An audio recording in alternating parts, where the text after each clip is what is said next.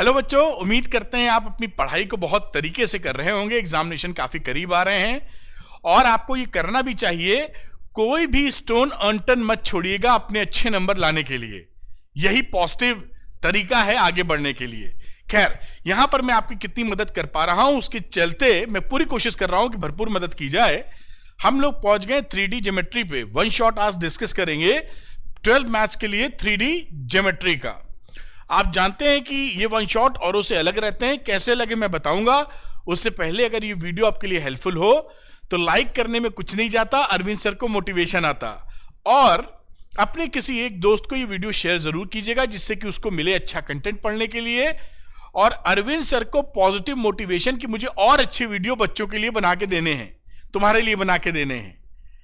आपकी तरफ से अरविंद सर को ये गुरु दक्षिणा होगी जिसमें कोई खर्चा आपका नहीं लग रहा है। बिना खर्चे के आप एक अच्छी चीज कर सकते हैं जो मेहनत करके मैं आपके लिए वीडियो बना रहा हूं। देखते हैं कि अरविंद सर के वन शॉट औरों से डिफरेंट कैसे हैं। तो आपने अभी तक देखा कि सारे टॉपिक्स हम लोग पूरे कवर करते हैं, यानी अरविंद सर और टॉपिक्स कवर कर रहे हैं। 0 to हीरो सीरीज है, यानी किसी बच्चे ने ज्यादा पढ़ाई नहीं की, वो पढ़ेगा तो यहां से यहां पहुंच जाएगा पूरी चीज कवर करते हुए, कहीं और भटकना नहीं पड़ेगा। पढ़ाई के दौरान आपको मिलेगी प्योरेस्ट फॉर्म ऑफ टीचिंग।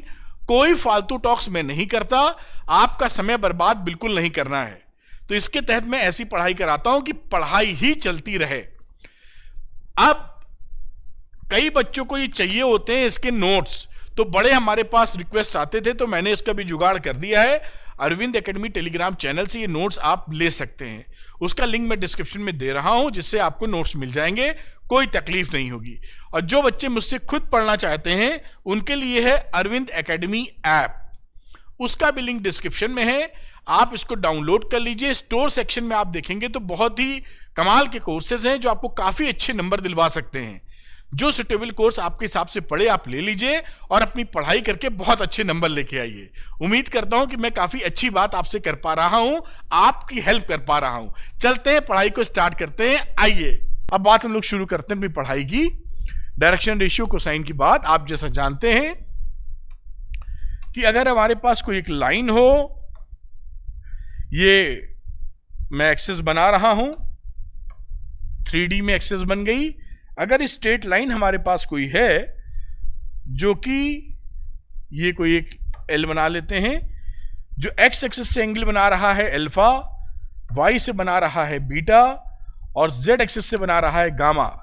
तो आप ये जानते हैं कि जो डायरेक्शन कोसाइंस होते हैं, जिसे आप डायरेक्शन कोसाइंस बोलते हैं, वो डायरेक्शन कोसाइंस को आप cos alpha, cos beta and cos gamma के नाम से पहचानते हैं। और इतना लंबा ना लिखना पड़े तो इसको आप लोग या हम लोग एल एम एन से भी कहते हैं। इसका जो रेशियो होता है, कोई भी रेशियो, उसको हम बोल देते हैं डायरेक्शन रेशियोज। डायरेक्शन रेशियोज यानी किसी भी नंबर से अगर हम इस एल एम एन को मल्टीप्लाई कर दें, किसी भी नंबर से, आधे से, 1 से, 2 से, -2 से, -5 से, किसी भी नंबर से मल्टीप्लाई कर देंगे तो जो नंबर्स हमको मिलते हैं वो डायरेक्शन रेशियोज कहलाते हैं, जिसे हम ए बी सी से रिप्रेजेंट करते हैं। तो हम ये कह सकते हैं क्योंकि किसी नंबर से मल्टीप्लाई किया, मान लीजिए के से मल्टीप्लाई किया है, तो ये आसानी से लिखा जा सकता है कि L/A, M/B और N/C प्रोपोर्शनेट होंगे क्योंकि हमने किसी नंबर से मल्टीप्लाई किया होगा और उस तरह इसको निकाला होगा। तो यहां पर एक बात ध्यान रखिएगा कि डायरेक्शन रेशियो के केसेस में एक प्रॉपर्टी होती है L² M² N² = 1। इसको ध्यान रखें। लेकिन डायरेक्शन कोसाइंस के केस में और डायरेक्शन रेशियोज के केस में ये प्रॉपर्टी नहीं होती।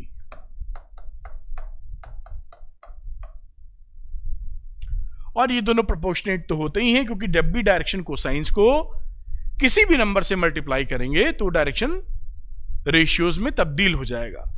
इनमें क्या रिलेशनशिप होती है ये भी मैं बता देता हूं कि डायरेक्शन, मान लीजिए आपको रेशियोज दे रखे हैं, हेडिंग पढ़ी हो तो मैं बता दूं, relation between the direction cosines of a line. Relation between the direction cosines of a line का मतलब क्या है?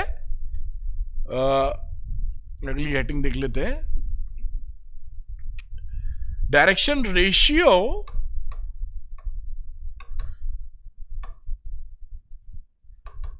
एंड डायरेक्शन कोसाइंस के बीच की बात कर रहे हैं।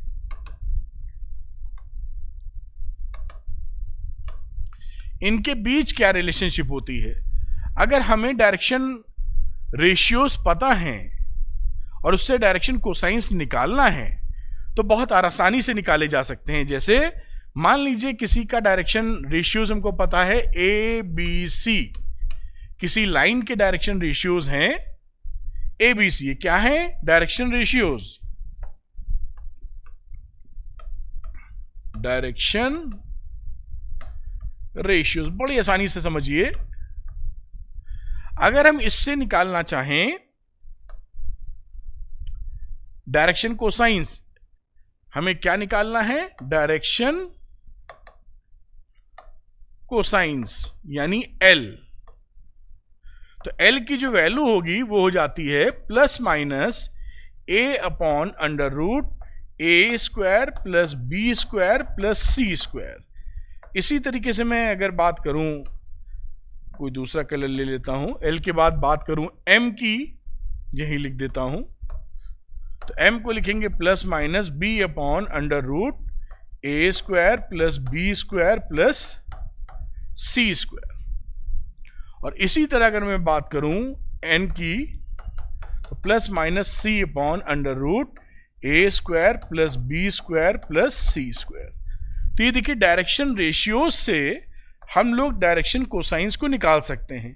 ये रिलेशनशिप है और ये बड़ी काम की रिलेशनशिप है, इसे हम काफी जगह इस्तेमाल करेंगे। इट इज वेरी इंपॉर्टेंट, यानी कि डायरेक्शन रेशियोज अगर हमको मालूम है तो उससे डायरेक्शन कोसाइंस निकाली जा सकती है इस तरीके से।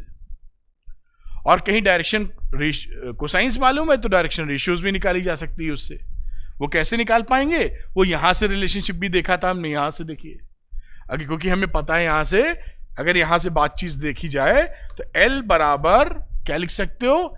A इंटू के। तो अगर हमको A पता है और K हम फाइंड कर लें तो L निकाल सकते हैं। A पता है, L निकालना है, तो हम क्या करेंगे? A को K से मल्टीप्लाई कर दीजिए और L हमको मिल जाएगा। तो A पता है तो L निकाल सकते हो, और L पता है तो L से निकालना हो A, तो A बराबर L बाई K से आप A निकाल सकते हो। तो वाइस वर्सा, L पता है तो A निकाल लो, A पता है तो L निकाल लो, ABC पता है तो। ये बड़ा इंपॉर्टेंट है, ठीक। तो ये चीजें इंटरकनेक्टेड हैं और आपको मालूम होनी चाहिए।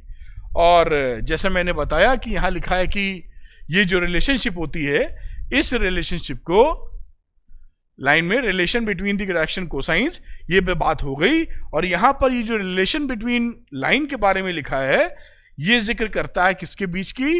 L square plus M square plus N square is equal to 1। इस बात को भी हमें पकड़ के यहां पर रखना होगा। ये रिलेशनशिप होती है जो हमें पता होनी चाहिए, वेरी इंपॉर्टेंट, और इसका इस्तेमाल काफी जगह होगा। इस बात को ध्यान रखना चाहिए। अगली बात करते हैं direction cosines of a line passing through 2 points. अब अगर 2 पॉइंट से कोई लाइन पास हो रही है तो उसका हमें डायरेक्शन कोसाइन क्या होगा या डायरेक्शन रेशियो क्या होगा, ये कैसे पता करते हैं? बहुत ही सरल है। मान लीजिए 2 पॉइंट हैं हमारे पास P और Q। इसका ले लेते हैं X1, Y1, Z1, और इसके पॉइंट ले लेते हैं X2, Y2 और Z2। तो अगर हमें PQ के डायरेक्शन कोसाइन निकालने हैं, देखिए डायरेक्शन मैं लिख रहा हूं, रेशियो पहले लिख देता हूं, डायरेक्शन रेशियो ऑफ PQ समझ लीजिए वेक्टर के निकाल रहा हूं। जब भी PQ वेक्टर का डायरेक्शन रेशियो निकालना हो, यानी PQ का, PQ ऐसे, तो बाद वाले में से पहले वाला कोऑर्डिनेट घटा के लिख दीजिए। यानी इसकी जो डायरेक्शन रेशियोज होंगे वो होंगे Q में से P, x2 में से x1, तो x2 minus x1, y2 minus y1 and z2 minus z1। इसी को आप कह दीजिए a b c। ये क्या है? ये डायरेक्शन रेशियोज हैं। बड़ी सिंपल सी बात है, बहुत ही सिंपल तरीका है। जब भी PQ बोला जाए बाद में से पहला, तो ये PQ तो Q में से P घटाना है, x2 minus x1, y2 minus y1, z2 minus z1। ये क्या बन जाते हैं? Direction ratios. अब आपको ये पता है कि ये तो आ गए डायरेक्शन रेशियोज। ये क्या है? DRs, शॉर्ट में बोलते हैं DRs, डायरेक्शन रेशियोज। और डायरेक्शन रेशियोज अगर हमको पता होते हैं और हमको डायरेक्शन कोसाइन निकालने हैं, डायरेक्शन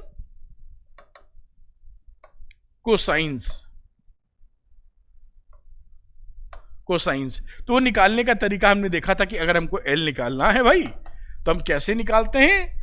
बड़ी पीछे हमने देख ही रखा है। निकालने का सिंपल तरीका है कि हम क्या करेंगे, A अपॉन, यानी A का मतलब हो गया x2 minus x1 upon under root a square plus B square plus C square. ये देखिए यहां पे देखा है ना हम लोगों ने, ये इसी का इस्तेमाल कर लेंगे, बात हो जाएगी खत्म। तो ये हो गया यहां पर देखिए a, और यहां का स्क्वायर में मतलब x2 माइनस x1 का whole square plus y2 minus y1 का whole square plus z2 minus z1 का होल स्क्वायर। ये देखिए L1 आ गया हमारा, L। ये कैसे निकला है? इसी लॉजिक पे निकला है कि अगर हमको A B C पता है तो डायरेक्शन कोसाइन कैसे निकालना है, डायरेक्शन रेशियो पता है तो डायरेक्शन कोसाइन कैसे निकालना है।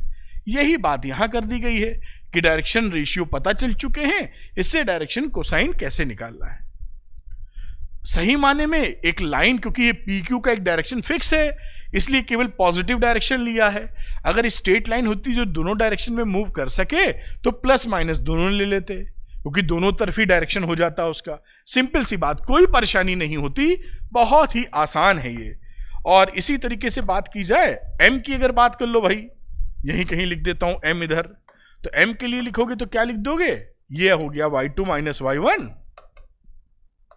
अपॉन अंडर रूट, यही वैल्यू पूरी वैल्यू x2 माइनस x1 का whole square plus y2 minus y1 का whole square plus z2 minus z1 का होल स्क्वायर। समझ पा रहे होंगे। और इसी तरह मैं लिखना चाहूं अगर L M के बाद N का, तो N के लिए लिख सकते हो z2 minus z1 upon under root, पूरी यही वैल्यू जो मैं लिख नहीं रहा हूं। तो ये देखिए यहां पर L निकल आया, this is direction cosine L M N, बात हो जाती खत्म। यानी डायरेक्शन रेशियो से डायरेक्शन कोसाइंस निकाले जा सकते हैं। इसी तरह डायरेक्शन कोसाइन से डायरेक्शन रेशियोज, इस पे आपके एग्जामिनेशन में सवाल पूछे जाते हैं। ये एक इंपॉर्टेंट टॉपिक है, तो इसको छोड़ना या इसको नजरअंदाज कर देना बिल्कुल ठीक नहीं है। ये सवाल आगे होगा, मैंने जैसे प्लान किया था, तो जरूर कर लेना चाहिए। ये देखिए सवाल एक छोटा सा आपके सामने है, और जल्दी से इसको करके जरा आंसर तो पोस्ट करिए। और वीडियो समझ में आ रहा है, पकड़ में आ रहा है, तो लाइक भी करते रहिए। तो देखते हैं कितने बच्चे तेजी से इसका आंसर पोस्ट करते हैं, बाकी तो मैं करके बताऊंगा ही। If a line has direction ratios, हमारे पास DRs की वैल्यू गिवन है, कितनी? ABC दी है, ये ABC टम्बल डाउन D 2 -1 और -2, ये हमको ABC दे रखी है। हमको पूछा है डायरेक्शन कोसाइंस, यानी हमको निकालना है LMN। बात पकड़ में आ गई होगी, बहुत सरल तरीका है, एकदम आसानी से निकाल पाएंगे। देखिए कैसे निकाल पाएंगे, हमें ये फॉर्मूला पता था कि L बराबर क्या होगा, A upon under root A square plus B square plus C square, है ना। और M बराबर B upon A square plus B square plus C square, और इसी तरह N बराबर C upon under root A square plus B square plus C square. तो चलो पहले कैलकुलेट कर लेते हैं। Under root A square plus B square C square, यानी 2 का स्क्वायर -1 का स्क्वायर -2 का स्क्वायर, तो ये वैल्यू हो गई 4, 1 + 4, तो ये वैल्यू आ रही है 9, अंडर रूट 9 मतलब 3। तो ये रूट में जो नीचे आएगी वो तो 3 आएगी। कई बच्चों ने निकाला भी है, एंजल ने निकाला है, एंजल ने माइनस लिख रहे हैं एंजल, मैं तब तक एल की वैल्यू निकाल देता हूं फटाफट। तो एल की वैल्यू हो गई बेटा कितनी, 2/3। इसी तरह एम की वैल्यू हो गई कितनी, -1/3, और एन की वैल्यू कितनी हो गई, -2/3। और ये देखिए कितना प्यारा सा आंसर आ गया। इट इज सो सिंपल, और जो करेगा ट्राई वही बनेगा विनर। तो इस तरीके से √9 का मतलब आयुष कुमार सेंगर, √9 का मतलब 3 लिखिए, √9 कॉम्प्लेक्स लगता है और 3 बिल्कुल सरल लगेगा। ठीक इस तरीके से ये आंसर आ जाएगा। और अभी बिल्कुल कोशिश कीजिए, समय वेस्ट ना कीजिए, बहुत आसानी से सवाल देखिए निकल आया, कुछ भी नहीं था लेकिन आना चाहिए अपने को, एग्जामिनेशंस के लिए इंपॉर्टेंट है। चलिए आगे की चर्चा करते हैं और आगे बढ़ाते हैं। मेरे ख्याल से आप समझ पा रहे होंगे। एक क्वेश्चन और लेते हैं बेटा, ये भी इंपॉर्टेंट है। Find the direction cosines of the line passing through the 2 points. ये 2 पॉइंट्स हो गए समझो, P और Q। इनके डायरेक्शन कोसाइंस निकालने हैं हमको। तो जैसा कि मैंने आपको बताया था कि डायरेक्शन कोसाइंस निकालने से पहले ये 2 पॉइंट्स हमें दिए गए हैं, तो डायरेक्शन रेशियोज तो तुरंत निकल आते हैं बेटा। आपको समझाया था, बताया भी था, बहुत आसान तरीका। हमेशा याद रखो, कोई भी पॉइंट अगर P Q ले रखे हो तो P दे रखा है -2 4 और ये -5, Q दे रखा है 1 2 3, जैसा मैं लिख पाया हूं यहां पर। तो अगर हमें डायरेक्शन रेशियोज निकालना हो, हमेशा याद रखिएगा पी क्यू का, तो हमें क्या करना होता है, बाद में से पहला वाला घटाना है, Q में से P। तो 1 में से -2 घटाओ, तो 1 में से -2 घटाएंगे तो कितना मिलेगा, जल्दी से घटाइए, बताइए कितने। 1 में से -2 घटाया तो 3 आ गया। घटा के लिख दूं क्या, नहीं कंफ्यूज ना कर जाओ। 1 में से -2 घटाया, फिर मैंने 2 में से 4 घटाया, फिर 3 में से -5 घटाया, इस तरह लिखा है बेटा। तो ये वैल्यू हो गई कितनी, 3। ये वैल्यू हो गई कितनी, -2, और ये वैल्यू कितनी हो गई, 8। ये क्या है, DRs। अब हमसे DRs तो पूछा नहीं है भाई, हमसे तो पूछा है क्या, DCs। लेकिन अब हमें तो पता ही है, जब DRs हमने निकाल लिया तो DC निकालने में क्या है, पिछला वाला सवाल हो गया। अब ये बिल्कुल प्रेम पूर्वक L लिखो, A लिखा, और √ इसका स्क्वायर। कितना आसानी से होता है ये, बस आपको थोड़ा सा फोकस। ये 3 हो गया साहब, और नीचे हो गया 9 और 64, 9 73 और 4 77, √77। ये L हो गया। इसी तरीके से बात की जाए अगर हम लोग करें M की, जो इसके नीचे लिख रहा हूं, ये √77 तो आना ही आना है, तो -2/√77। और इसी तरीके से N की बात की जाए तो 8/√77। और ये आपका आ गया आंसर। ये क्या है, डायरेक्शन कोसाइंस। देखिए कहीं कोई तकलीफ आपको नहीं होने वाली, आसानी से आप कैलकुलेट कर सकते हैं बिना किसी प्रॉब्लम के। आयुष कुमार सिंगर 8/√77 बिल्कुल ठीक बोल रहे हैं। N की वैल्यू 8/√77 आएगी। ठीक है, एक कदम और आगे बढ़ाते हैं, बड़ी आसानी से इसको कर पाएंगे, कोई इसमें प्रॉब्लम नजर नहीं आती है। बस आपको थोड़ी प्रैक्टिस करनी होती है। सवाल बिल्कुल सरल है और इंपॉर्टेंट भी बहुत हैं भाई। 40 नंबर का पेपर आएगा, टर्म 1 में जैसा भी एग्जाम हुआ आपका, जैसा भी रिजल्ट आया, अच्छा या बुरा आया, हाथ में तो टर्म 2 ही है ना। अब तो टर्म 2 में अच्छा परफॉर्मेंस करिए। अच्छे परफॉर्मेंस के लिए क्या करेंगे कि 40 नंबर में 9 नंबर्स का वेटेज 3D रख रहा है, खत्म, उड़ा दीजिए, उड़ा दीजिए। आइए चलते हैं आगे। उड़ाने का मतलब है कि अच्छी पढ़ाई करेंगे तो उड़ा देंगे। अब एक्सरसाइज 11.1 आती है और इसमें देखते हैं कि हमारे लिए क्या है। प्रेम पूर्वक पढ़ेंगे जरूर अच्छा कर पाएंगे। और ये जो क्वेश्चन है भाई बहुत इंपॉर्टेंट है और बहुत बार पूछा गया है, बहुत सरल, लेकिन ये बहुत बार एग्जामिनेशन में पूछा गया है, इसलिए इंपॉर्टेंट कहना आवश्यक है। आइए लगा लेते हैं। ठीक, आइए find the direction cosines of a line which makes equal angles with the coordinate axis. Equal angle यानी अगर सबसे इक्वल एंगल बना रहा है तो अल्फा बराबर बीटा बराबर गामा हो गया। अल्फा कौन सा एंगल होता है? पॉजिटिव एक्स एक्सिस से बनने वाला, बीटा पॉजिटिव वाई एक्सिस से बनने वाला, गामा पॉजिटिव जेड एक्सिस से बनने वाला। तीनों से सेम एंगल हैं तो अल्फा बराबर बीटा बराबर गामा। ठीक है भाई, बड़ी अच्छी बात है। इसका क्या मतलब है? इसका मतलब है कि कॉस अल्फा भी बराबर है, कॉस बीटा भी बराबर है और कॉस गामा भी बराबर है। और इसी को हम L बराबर M बराबर N भी कहते हैं। ये सब जानकारी हमारे पास उपलब्ध है। अब हम इससे एक चीज और जानते हैं कि बाय प्रॉपर्टी हमें ये मालूम है कि L square plus M square plus N square की वैल्यू होती है 1। ये प्रॉपर्टी हमको आनी चाहिए अच्छे से। अगर ये प्रॉपर्टी हमको नहीं आती तो मामला गड़बड़ है। आती क्यों नहीं? इतनी सरल है भाई। बस उठाकर इसकी वैल्यू सब्स्टिट्यूट कर दो, यानी कि cos square alpha plus cos square beta plus cos square gamma is equal to 1। और हम ये जान पा रहे हैं क्योंकि कॉस अल्फा बीटा गामा सब हैं बराबर, तो यहां पर हम लिख सकते हैं cos square alpha plus cos square again alpha plus cos square again alpha is equal to 1। क्यों ऐसा लिख पाए हैं? क्योंकि सब ये बराबर हैं, cos alpha cos beta cos gamma बराबर हैं। तो 3 cos square alpha is equal to 1। एक कदम और आगे चलते हैं। यहां पर आ गया कॉस स्क्वायर अल्फा बराबर 1/3 और यहां से हमें क्या वैल्यू निकल रही है?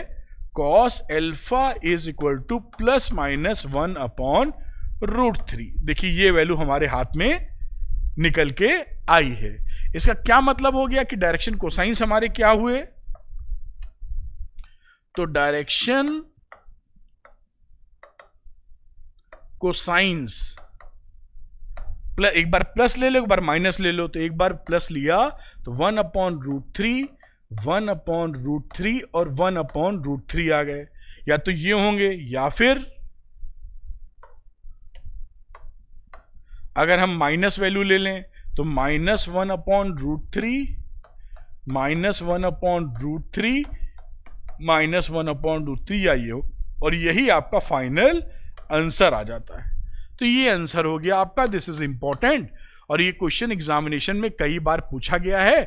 उम्मीद है आप इसको समझ पा रहे होंगे। मैं थोड़ा हट भी जाता हूं, कुछ बच्चे स्क्रीनशॉट लेते हैं, चाहें तो ले लें, वरना PDF अरविंद एकेडमी ऐप से ले सकते हैं आप।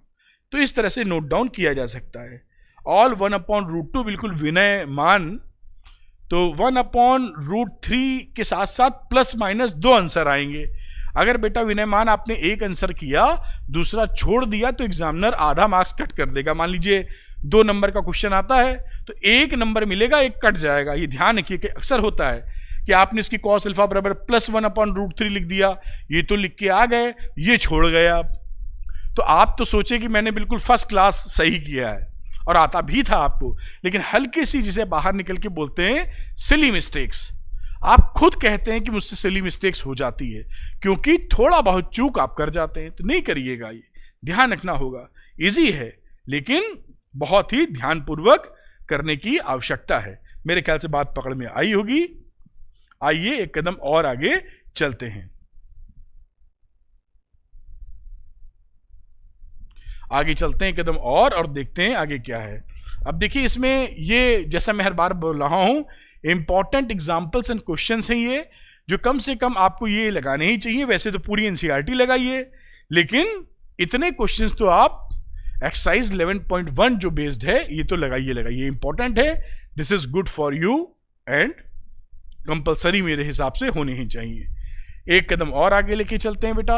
अब आ जाती है बात इक्वेशन। पहला जो पार्ट था, 3 पार्ट में आप समझ सकते हैं 3D को। पहला डायरेक्शन कोसाइन डायरेक्शन रेशियो, दूसरा लाइन के बारे में जानकारी, और तीसरा प्लेन के बारे में। और उसी में समझ लीजिए लाइन और प्लेन का आपस में कॉम्बिनेशन, ऐसा समझा जा सकता है पूरे चैप्टर को। तो यहां पर बातचीत करेंगे हम लोग equation of a line in space.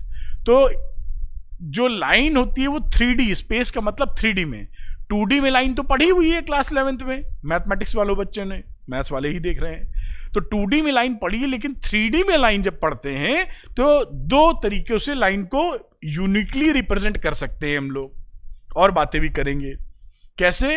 कि एक तो लाइन एक गिवन पॉइंट से पास हो रही हो, लाइन गिवन पॉइंट से पास हो, गिवन पॉइंट से पास हो, और and has a given direction, and has a given direction. अभी मैं समझाऊंगा इसको। तो एक लाइन के पास एक गिवन पॉइंट से पास हो लाइन, और ऊपर से कोई डायरेक्शन आपको दे रखा है जिसके पैरेलल लाइन पास हो, तो स्ट्रेट लाइन फिक्स हो जाती है, यूनिकली रिप्रेजेंट कर सकते हैं।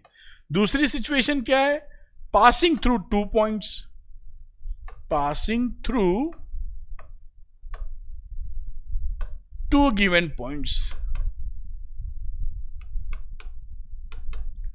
मतलब क्या रहा कि भाई 2 पॉइंट आपने बना दिए हैं, इन्हीं से पास होना है, तो ये लाइन फिक्स हो जाती है। तो ये कैसे इक्वेशंस होगी इनकी, इनका जिक्र कर लेते हैं हम लोग। बिल्कुल आसान है, बिल्कुल मक्खन, very very simple, very simple. देखिए साहब, तो ये है equation of a line through a given point and parallel to a given vector. ठीक, अब देखिए इसमें डायग्राम, मान लीजिए ये स्पेस है। स्पेस का मतलब जैसे 2D में बनाते थे कार्टेशियन प्लेन, एक्स और वाई एक्सेस, इसमें 3 एक्सेस बनाएंगे, एक्स वाई जेड, इतना ही तो फर्क है, और क्या है। ये बन गया ओरिजिन, ये बन गया एक्स एक्सेस, ये बन गया वाई एक्सेस, और इसी तरह बेटा बन गया जेड एक्सेस। इसे बीच में लगा दो, जेड दिख जाएगा। अब यहां पर एक गिवन पॉइंट होना चाहिए जिससे लाइन पास हो। मान लीजिए ये पी पॉइंट है जिससे लाइन को पास कराना है, और एक हमारे पास एक डायरेक्शन है कि मान लीजिए इस डायरेक्शन में लाइन को जाना है, गिवन वेक्टर है बी वेक्टर, इसी के पैरेलल लाइन जावे। अब इसके पैरेलल एक लाइन बना देते हैं बेटा, और पी से जाए, तो ये लाइन हमारी बन गई जो इस वेक्टर के पैरेलल है। ऐसे लाइन एल लिख दीजिए, दोनों तरफ लाइन जा रही है, एल लाइन है जो इसके पैरेलल भी है और इस पॉइंट पी से जाती भी है। सिंपल सी बात ये हो गई। अब ये जो पी लिखा हुआ है, ये पी पॉइंट गिवन है। गिवन होने का मतलब क्या होता है, इसका पोजीशन वेक्टर हमको मालूम है वेक्टर के फॉर्म में, क्योंकि 3D में जो इक्वेशंस चलती हैं, एक तो वो चलती हैं वेक्टर फॉर्म में और एक चलती हैं कार्टेशियन फॉर्म में। वेक्टर फॉर्म में चलने का मतलब क्या है, आई कैप जे कैप के कैप लगेगा उसमें, और कार्टेशियन फॉर्म का मतलब क्या है, आई कैप जे कैप के कैप नहीं लगेगा, एक्स वाई जेड लगेगा। अभी दिखा देता हूं आपको। तो यहां पर P का पोजीशन वेक्टर मालूम होने का मतलब है, ये एक पोजीशन वेक्टर खींचा हम लोगों ने और इसको A लिख दिया। A क्या है, पोजीशन वेक्टर ऑफ P, ये हमको पता है। अब इसका जो इक्वेशन है वो क्या लिखेंगे आप, उसका इक्वेशन लिखते हैं vector R is equal to A plus lambda B। ये इक्वेशन ऑफ लाइन है, equation of line passing through given point A and parallel to the given direction B। ये कौन सा फॉर्म है, this is a vector form. Vector form है, इसलिए vector में form में लिखा हुआ ये, आप जैसा देख पा रहे हैं, बात पकड़ में आ रही होगी। अब इसी का एक दूसरा फॉर्म, क्योंकि फॉर्म होता है हमेशा 3D में ऐसे ही चलता है, जो कार्टेशियन फॉर्म कहलाता है। तो इसी का कार्टेशियन फॉर्म क्या होगा,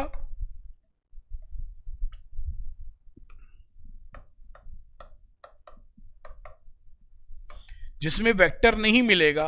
तो कार्टेशियन फॉर्म इसी से निकाला जा सकता है, जो मैं किसी सवाल में निकाल के आपको दिखा दूंगा। उसकी वैल्यू क्या लिखी जाएगी, उसकी वैल्यू लिखी जाती है x minus x1 upon a, y minus y1 upon b, और z minus z1 upon c। x1 y1 z1 ये पॉइंट्स ऑफ द वेक्टर हैं। जैसे ये पोजीशन वेक्टर मान लीजिए P का लिखा जाए, P का पोजीशन वेक्टर अगर मैं बोलूं कि OP पोजीशन वेक्टर है, सपोज समझाने के लिए 3i cap 2j cap plus 5k cap, ऐसे लिख दूं ओपी वेक्टर। तो ओपी वेक्टर का मतलब है ये इसका पोजीशन वेक्टर है, ये ओपी वेक्टर है। तो ये जो p के पॉइंट्स होंगे ना, ये 3 2 5, ये इसके पॉइंट्स हो जाएंगे 3 2 5। और 3 2 5 को हम इसका डायरेक्शन रेशियोज भी कहते हैं। 3 2 5 इसके क्या हो जाएंगे, एक तो ये p के पॉइंट्स हो जाएंगे, और 3 2 5 हमारे drs भी हो जाएंगे, डायरेक्शन रेशियोज। क्यों हो जाएंगे, क्योंकि तो 0 0 है ही है। आपको बताया था कि दो पॉइंट के बीच में डायरेक्शन रेशियोज निकालने का तरीका बाद में से पहला घटाओ, तो 3 - 0, 2 - 0, 5 - 0, यही वैल्यू तो आ रही है। तो ये drs भी हो जाएंगे। बात समझ में आ रही है ना। तो जब भी पोजीशन वेक्टर ऐसे लिखा हो, 3 2 5 ये पॉइंट्स हो जाते हैं पोजीशन वेक्टर के, और 3 2 5 हमारे drs हो जाते हैं, डायरेक्शन रेशियोज। डायरेक्शन कोसाइन नहीं होंगे, कोसाइन होने के लिए इसको यूनिट वेक्टर में तब्दील करना पड़ेगा। तो यूनिट वेक्टर में तब्दील करने के लिए इसके मैग्नीट्यूड से डिवाइड करना पड़ेगा इसको, वो भी हम करके दिखाएंगे अभी, जैसे ही सवाल आएगा उस तरह का आप कनेक्ट कर पा रहे होंगे। ध्यान से सुनिएगा। तो ये 3 2 5 क्या चीज है, डायरेक्शन रेशियोज। और 3 2 5 क्या है, इस पॉइंट का, इस P के पॉइंट्स, जो कि यहां पर x1 y1 z1 वाला रोल अदा कर रहे हैं। ये बेसिकली क्या है, x1 y1 z1। अंदाजा लगा। ये ABC क्या है, ये ABC इसके ABCs हैं, इसका, जिसके ये पैरेलल जा रहा था। तो इसका कोई वेक्टर अगर लिखा जाएगा तो उसके ABCs यहां लगेंगे। ये ABCs क्या हैं, direction ratios of parallel vector, B के ABCs हैं। तो ये आपको अच्छे से क्लियर होनी चाहिए, बाकी सवाल जब लगाएंगे तो और क्लैरिटी आपको मिलेगी। तो ये बात समझ में आई होगी आपको। एक सवाल है इसके ऊपर, क्योंकि बिना सवाल के तो आपको कितना भी समझाया जाएगा समझ में नहीं आता। खैर सवाल देखते हैं हम लोग। लिखा, find the vector and the Cartesian equations of the line through the point 5 2 -4 and which is parallel to the vector 3i cap plus 2j cap minus 8 cap। तो यहां पर देखिए जो पॉइंट दिया है 5 2 -4 दिया है। ये जो अगर मैं इसका वेक्टर फॉर्म निकालने की कोशिश करूं, वेक्टर फॉर्म, तो वेक्टर फॉर्म की इक्वेशन होती है r = a + λb। अभी हमने देखी थी, a होता था position vector of the point. यहां पर पॉइंट दिया है 5 2 -4, तो a की वैल्यू पोजीशन वेक्टर की क्या हो जाएगी, 5i cap plus 2j cap minus 4k cap, क्योंकि यही 5 2 -4 वही पॉइंट होते हैं जो मैंने अभी आपको समझाया। ये पॉइंट होते हैं, तो ऐसा लिखा जाता है, ये पॉइंट। उम्मीद है आप इस बात को आसानी के साथ पकड़ पा रहे होंगे, जिससे कोई भी प्रॉब्लम आपको ना आए।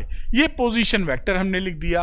ये जो B लिखा हुआ है, ये वो वेक्टर है जिसके पैरेलल है। तो B वेक्टर यहां दिया गया है 3i cap 2j cap minus 8k cap. ये दूसरा B वेक्टर हमें दे रखा है। तो बड़े आराम से अब हम लिख पाएंगे क्या, वेक्टर फॉर्म में इक्वेशन ऑफ लाइन। तो r = 5i cap 2j cap minus 4k cap, देखो ना बिल्कुल आसानी से लिख रहे हैं, प्लस लेमडा सम स्केलर है, कोई क्वांटिटी है, रियल नंबर वाली नंबर है, और 3i plus 2j minus 8k cap. तो ये वेक्टर फॉर्म की इक्वेशन हो गई भाई। ये क्या है, equation of line, equation of line in vector form. बात पकड़ में आई होगी। अभी इन्होंने इसमें बोला है ना, वेक्टर फॉर्म के साथ साथ कार्टेशियन फॉर्म में भी बताओ। ये देखो लिखा हुआ है कार्टेशियन इक्वेशन।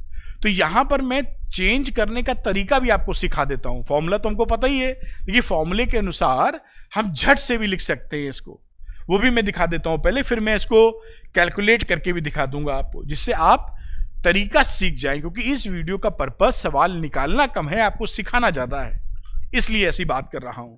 चलिए आइए समझते हैं।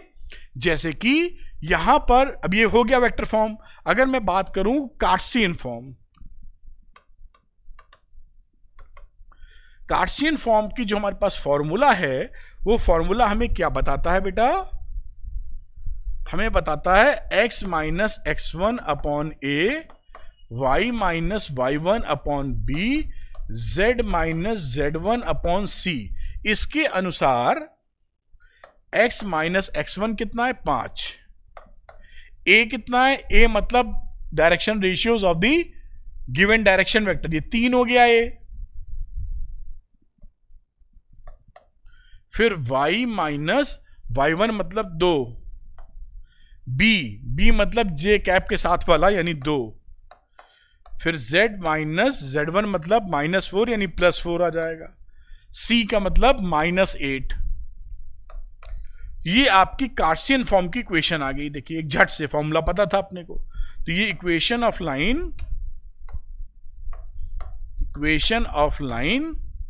इन कार्टेशियन फॉर्म। ये दो फॉर्म चलते हैं 3D में। कार्टेशियन फॉर्म में देखिए कहीं भी वेक्टर सिंबल का इस्तेमाल नहीं है, एक्स वाई जेड में है, और इसमें आई जे के फॉर्म में है या वेक्टर के फॉर्म में है।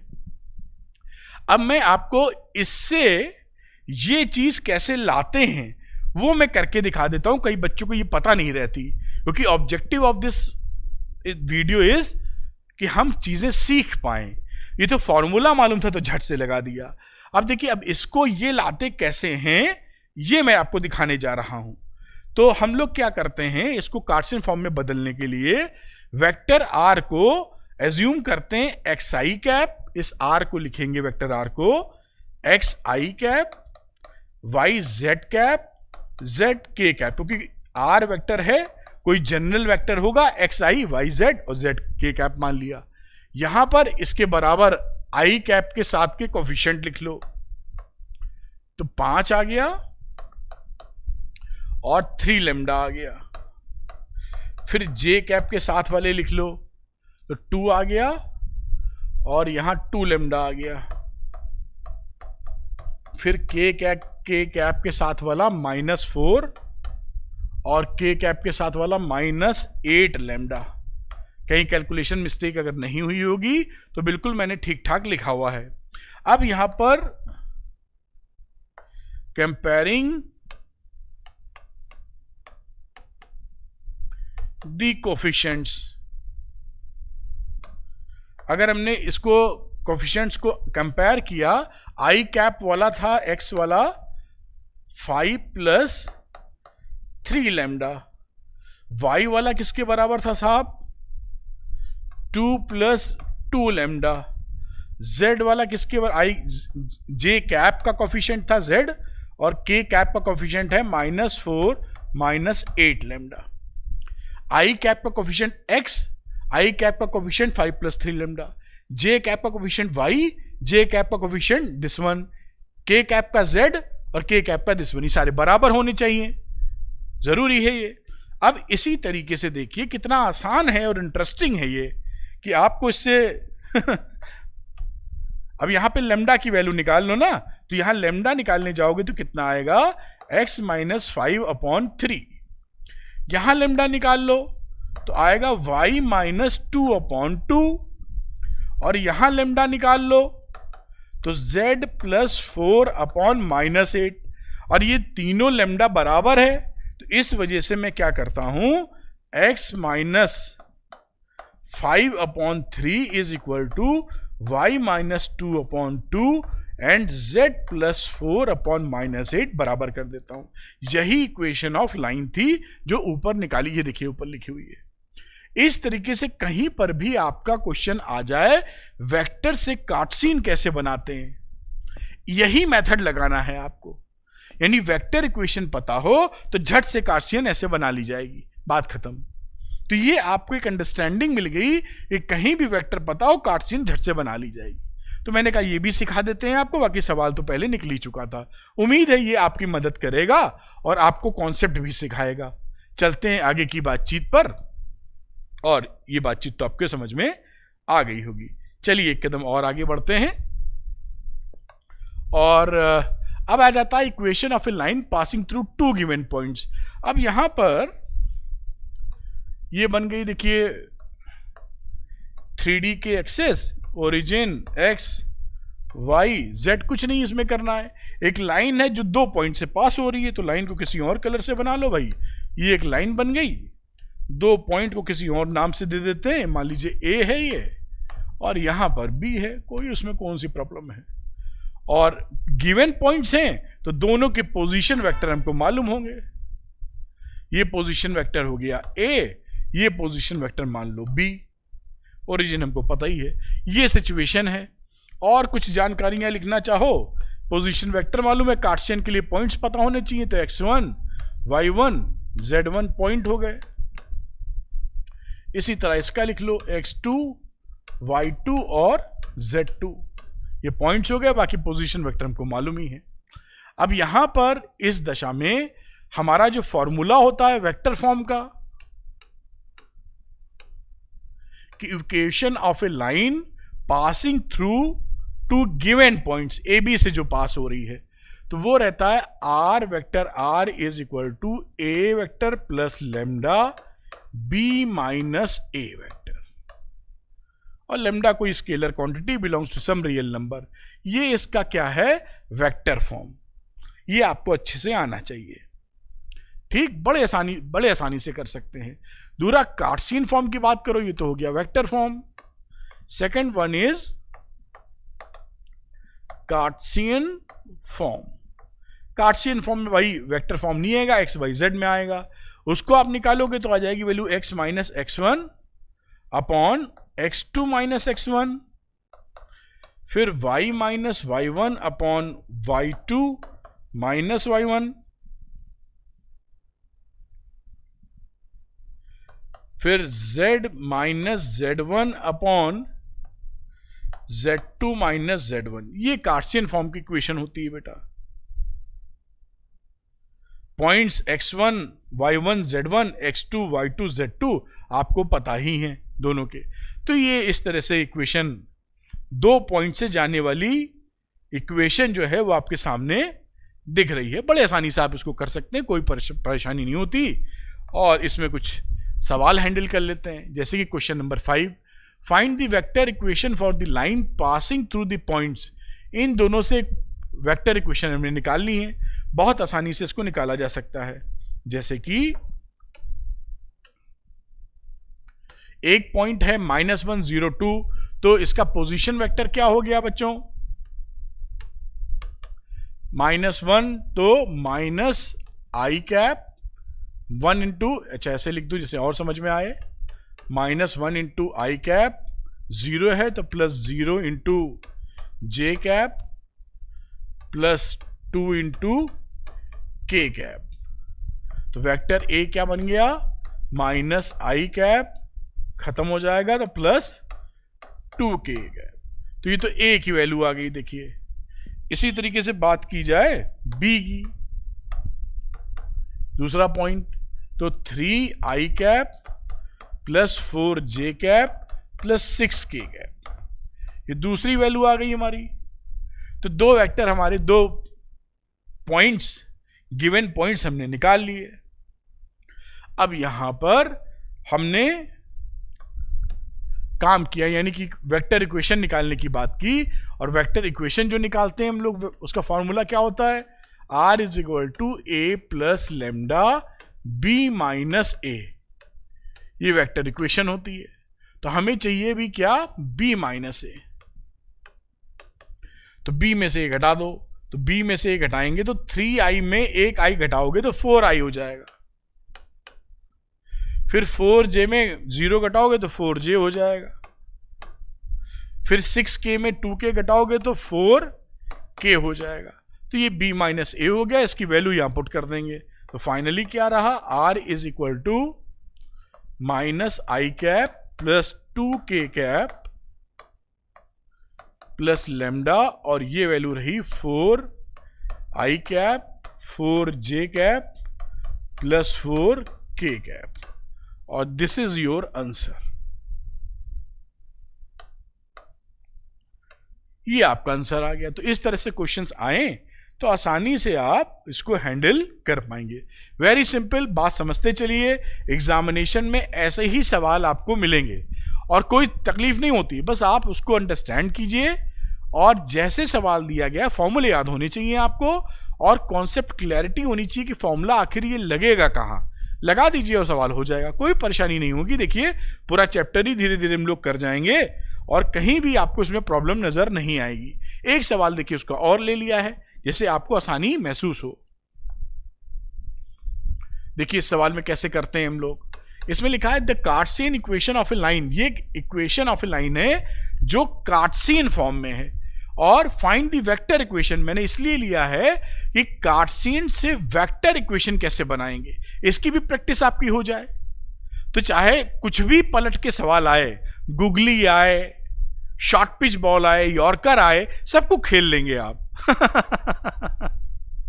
ऐसी प्रैक्टिस हो जाए कि सबको खेल लेंगे। थोड़ा पानी पीता हूं फिर शुरू होता हूं।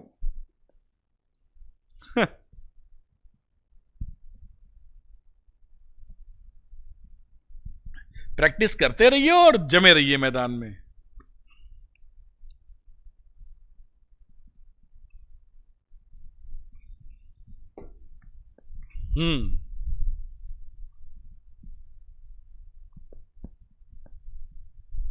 देखिए अब यहां पे कार्टेशियन इक्वेशन लिखी है ना, तो आप समझ गए होंगे मुद्दा। कार्टेशियन से वेक्टर बहुत सरल, इस इक्वेशन को छाप लीजिए और समझ जाइए कि इक्वेशन कैसे लिखी गई है।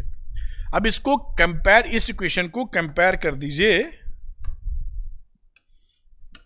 Comparing with standard form. और स्टैंडर्ड फॉर्म से कंपेयर करेंगे तो क्या क्या वैल्यू निकालेंगे ये बताइए। तो x1 की वैल्यू क्या आएगी, देखिए ऊपर से कंपेयर कीजिए। तो मैंने स्टैंडर्ड फॉर्म जो था x minus x1 upon a, y minus y1 upon b और z minus z1 upon c, इससे मैंने इसको कंपेयर कराया। कंपैरिजन हुआ तो x1 की वैल्यू देखिए क्या आई, x1 की वैल्यू आई -3, y1 की क्या आई 5, z1 की क्या आई -6, a क्या आया 2, b क्या आया 4, c क्या आया 2। ये सारी वैल्यूज हमने कंपेयर करा के निकालनी। अब हमको x1, y1, z1, abc सब मालूम है। अगर हमको मालूम है तो अब कोई दिक्कत ही नहीं रह गई, बहुत ही आसानी से हम इक्वेशन बना पाएंगे। यानी पॉइंट पता चल चुके हैं abc, x1, y1, z1, और जिसके पैरेलल ये लाइन है abc पता चल चुका है। तो पॉइंट पोजीशन वेक्टर बात करें जिससे ये पास हो रहा है, वो वेक्टर क्या रहा, पॉइंट ऑफ पोजीशन वेक्टर। तो position vector of the point, जिसे हम नॉर्मली ए वेक्टर बोलते हैं, तो उसे क्या लिखेंगे आप -3 + 5 6 ऐसे करके, यानी -3 i cap + 5 j cap -6 k cap. ये देखिए ये पोजीशन वेक्टर मिल गया जिससे पास हो रहा है। और पैरेलल किसके है, parallel to the vector and parallel to the vector जिसे हम b कह रहे थे, उसको आप क्या लिखेंगे यहां पर 2i cap + 4j cap + 2k cap. बस इक्वेशन बना दीजिए। और इक्वेशन क्या रही, कितना सरल है ये इक्वेशन रही जो बनती थी r = a + λb। इसके अनुसार r, a की वैल्यू डाली -3i cap 5j cap -6k cap. बहुत ही आसानी से प्लस लैम्डा बी की जगह 2i cap plus 4j cap plus 2k cap. कहीं से कोई परेशानी हो ही नहीं सकती बेटा, ये एकदम मक्खन है। इतना अगर कॉन्सेप्ट क्लैरिटी आपको मिल जाएगी तो सवाल की ऐसी की तैसी गलत नहीं हो सकता। आपको गलत ही नहीं कर सकते, आप गलत ही नहीं कर सकते। तो इस तरीके से क्वेश्चन हो जाएगा बेटा बहुत ही आसानी से। तो आप समझ पाए होंगे। अब अगली बातचीत करते हैं। क्वेश्चन नंबर 6 भी हो गया ये। आइए अगला टॉपिक देखते हैं क्या है। जो बच्चों अभी हम लोग जिस टॉपिक पर है वो एंगल बिटवीन टू लाइंस है। एंगल यानी दो लाइंस के बीच एंगल, क्योंकि ये 3D ज्योमेट्री है तो इसकी कहानी या कलाकारी थोड़ी डिफरेंट होती है। और 2D में तो हम जानते ही थे कैसे निकालते थे एंगल बिटवीन टू लाइंस।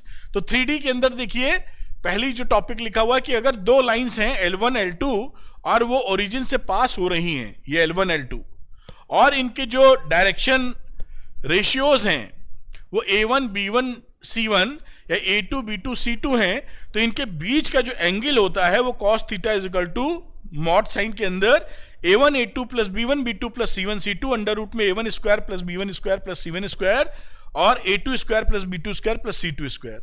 अगर ये ओरिजिन से जा रही हैं तो, अगर ओरिजिन से कोई लाइन नहीं जा रही है बाय द वे, तो आप उसी के पैरेलल ओरिजिन से लाइन भेज सकते हैं। मतलब अगर कोई लाइन मान लीजिए यहां से नहीं पास हो रही है, यहां से पास हो रही है ऐसे, तो एक लाइन आप ड्रॉ कर दीजिए इसी के पैरेलल जो ऐसे जा रही हो ओरिजिन से, काम आपका सेट हो गया। अगर ये L1 लाइन थी तो ये भी लाइन, क्योंकि आप लाइन को बिना रोटेट किए कहीं भी शिफ्ट कर सकते हैं, तो शिफ्ट एंगल निकालने के लिए, तो एंगल निकालने के लिए शिफ्टिंग कर देंगे। दो लाइनें मान लीजिए ऐसे हैं तो ऐसे निकाला जा सकता है। थीटा जो एंगल यहां वही एंगल यहां ओरिजिन से पास करा दीजिए।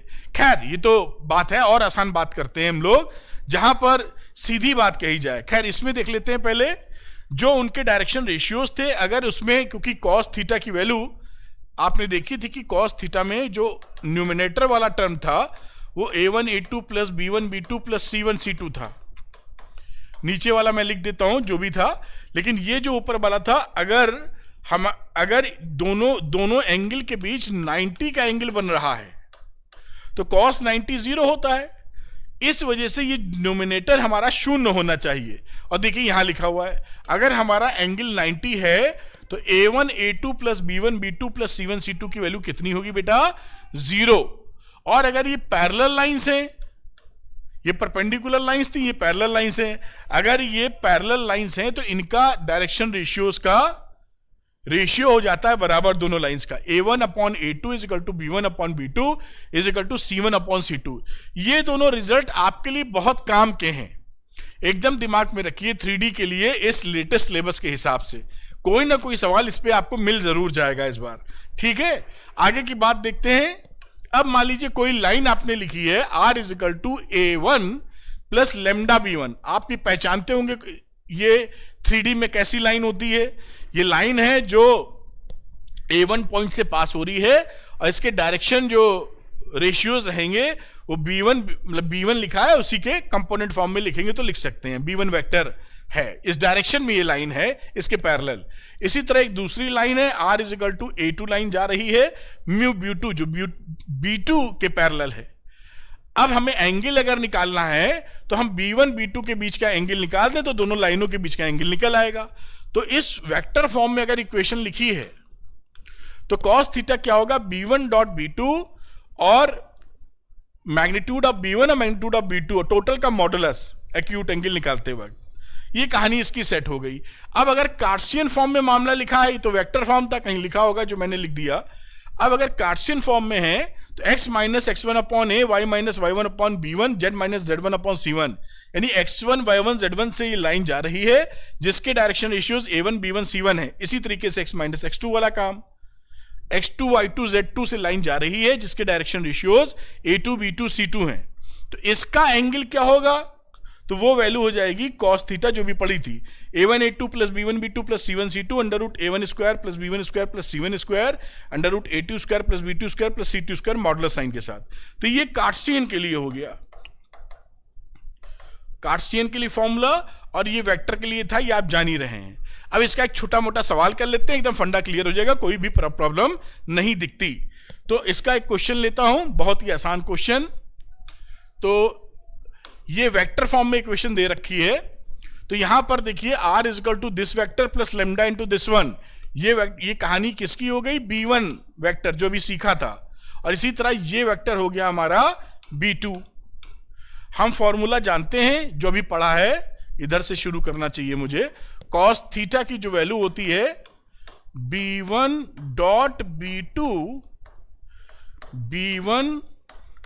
b2 का मैग्नीट्यूड और होल का मॉडुलस। अब कॉस थीटा की जगह इधर रख देते हैं और यहां पर b1 डॉट b2 करते हैं। तो मैं b1 डॉट b2 डायरेक्ट कर रहा हूं। यहां पर देखिए दिस वन लिख देता हूं, चलो एक बार भाई, नहीं पता नहीं कई बच्चे समझ ना पाए शायद। Plus 2k dot product 3i plus 2j plus 6k और अपॉन इसका मैग्नीट्यूड तो अंडर रूट 1 का स्क्वायर प्लस 2 का स्क्वायर प्लस 2 का स्क्वायर, फिर अंडर रूट इसका 3 का स्क्वायर प्लस 2 का स्क्वायर प्लस 6 का स्क्वायर, इसका पूरे का मॉडुलस।